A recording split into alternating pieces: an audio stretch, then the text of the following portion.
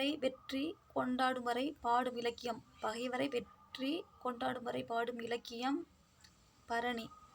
புலவரின் சொல்லுக்காக தன் தலையையே தர துணிந்தவன். புலவரின் சொல்லுக்காக தன் தலையையே தர துணிந்தவன் குமணவள்ளல். தமிழின் கிளைமொழிகளில் ஒன்று. தமிழின் கிளைமொழிகளில் ஒன்று தெலுங்கு. ஒளியின் வரிவடிவம் எது? ஒளியின் வரிவடிவம் எது? எழுத்து. குற்றியலுகரத்தின் வகைகள். குற்றியலுகரத்தின் வகைகள் 6. உவமைக் கவிஞர் என்று அழைக்கப்படுபவர். உவமைக் கவிஞர் என்று அழைக்கப்படுபவர் சுரதா. தமிழகத்தில் புலிகள் காப்பகம் அமைந்துள்ள இடம். தமிழகத்தில் புலிகள் காப்பகம் அமைந்துள்ள இடம் முண்டந்துறை. இந்திய வனமகன் என்று அழைக்கப்படுபவர். இந்திய வனமகன் என்று அழைக்கப்படுபவர் சதாய் பயேங். சொல்லில் முதலில் மட்டும் இடம்பெறுபவை. சொல்லில் முதலில் மட்டுமே இடம்பெறுபவை ஔகார குறுக்கம். திருக்குறளில் பொருட்பாவில் இடம்பெறும் அதிகாரங்கள் எண்ணிக்கை. திருக்குறளில் பொருட்பாவில் இடம்பெறும் அதிகாரங்கள் எண்ணிக்கை 70. மாண்டு என்னும் சொல்லின் பொருள். மாண்டு என்னும் சொல்லின் பொருள் எங்கு. மாண்டு என்னும் சொல்லின் பொருள் எங்கு. கோப்பெரும் நற்கிள்ளி என்பவன் எந்நாட்டை சார்ந்த மன்னன். கோப்பெரு நலங்கிள்ளி என்பவர் எந்நாட்டை சார்ந்த மன்னர். சோழர். பாஞ்சாலங்குறிச்சியில் எது நாயை விரட்டும்? பாஞ்சாலங்குறிச்சியில் எது நாயை விரட்டும்? முயல். தேசியம் காத்த செம்மல் என்று முத்துராமலிங்க தேவரை பாராட்டியவர். தேசியம் காத்த செம்மல் என்று முத்துராமலிங்கரை பாராட்டியவர் திருவிக்கா. சொல்லின் செல்வர் என்று அழைக்கப்படுபவர் ராபி சேதுப்பிள்ளை. சொல்லின் செல்வர் என்று அழைக்கப்படுபவர் ராபி சேதுப்பிள்ளை.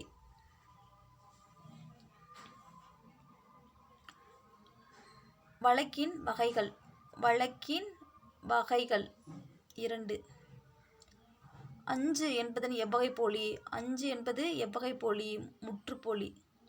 வேயாமாடம் எனப்படுவது. வேயாமாடம் எனப்படுவது சாந்தினால் பூசப்படுவது. வேயாமாடம் எனப்படுவது சாந்தினால் பூசப்படுவது. கடலில் துறைமுகம் அறியாமல் கலங்குவன மரக்கலன்கள். கடலில் துறைமுகம் அறியாமல் கலங்குவன மரக்கலங்கள். நெடுந்தொகை என்று அழைக்கப்படும் நூல் அகநானூறு. நெடுந்தொகை என்று அழைக்கப்படுவது அகநானூறு. வங்கூல் என்பதன் பொருள்.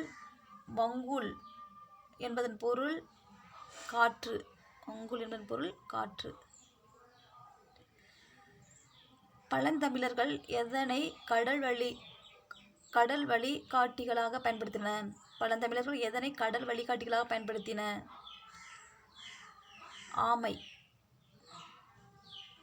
கப்பல் செய்ய பயன்படும் ஆணிகளின் பெயர். கப்பல் செய்ய பயன்படும் ஆணிகளின் வகை. தொகுதி. அறிவியல் புனைகதைகளின் தலைமகன். அறிவியலின் புனைகதைகளின் தலைமகன் ஜூல்ஸ் வெர்ன். பல பொருள் தரும் ஒரு சொல் எது? பல பொருள் தரும் ஒரு சொல் திரிசொல். பல பொருள் தரும் ஒரு சொல் திரிசொல். கமலம் என்பது எவ்வகை சொல்? கமலம் என்பது எவ்வகை சொல்? வடசொல். கமலம் வடசொல். பாரதிதாசனின் எந்த நூலுக்கு சாகித்ய அகாடமி விருது வழங்கப்பட்டது? பிசிறந்தையார். வெற்பு என்பதன் பொருள். வெற்பு என்பதன் பொருள் மலை. வெற்பு மலை. சமண முனிவர்களால் பலரால் இயற்றப்பட்ட நூல். சமண முனிவர்கள் பலரால் இயற்றப்பட்ட நூல் நாலடியார். பள்ளி தலமனைத்தும் கோயில் செய்வோம் என்று கூறியவர். பள்ளி தலமனைத்தும் கோயில் செய்வோம் என்று கூறியவர் பாரதியார். பே என்பதன் பொருள் மேகம். பேய் மேகம் சொல்கிறோம்ல, பே அப்படின்னா பேனா மேகம். பேய் மேகம். எத்தனை ஓரெழுத்து ஒருமொழி சொற்கள் உள்ளன? எத்தனை ஓரெழுத்து ஒருமொழி சொற்கள் உள்ளன? 42. காளமேக புலவரின் இயற்பெயர் வரதன். காளமேக புலவரின் இயற்பெயர் வரதன். குகை ஓவியங்களில் வண்ணம் தீட்ட பயன்படுத்தப்படும் பொருள்களில் ஒன்று மண்துகள். மண்துகள். தமிழ்நாட்டின் மைய நூலகம். தமிழ்நாட்டின் மைய நூலகம் கன்னிமாரா நூலகம். மைய நூலகம் கன்னிமாரா நூலகம். பழமொழி 400 நூலின் ஆசிரியர். பழமொழி 400 நூலின் ஆசிரியர் முன்றரையனார்.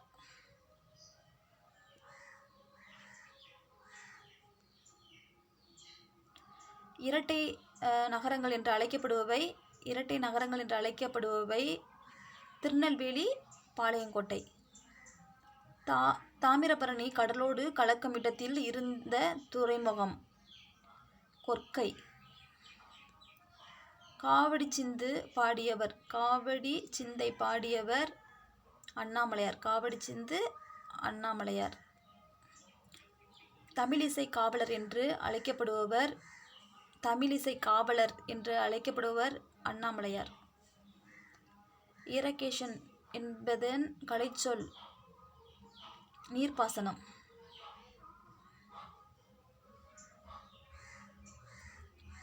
நாலாயிர திவ்ய பிரபந்தத்தின் 2ஆம் திருவந்தாதி பாடியவர். நாலாயிர திவ்ய பிரபந்தத்தின் 2ஆம் திருவந்தாதியை பாடியவர் பூதத்தாழ்வார். அறநெறிச்சாரம் இயற்றியவர். அறநெறிச்சாரம் இயற்றியவர் முனைப்பாடியார். உலகம் உன் உடுத்த உடுப்பாய் என்று கூறியவர் பாரதிதாசன். ஜென் என்னும் சொல்லின் பொருள் தியானம் செய். ஜென்னா தியானம் செய். எது ஒரு நாட்டின் அறநன்று. எது ஒரு நாட்டின் அறநன்று. வயல். அறநன்று வயல்.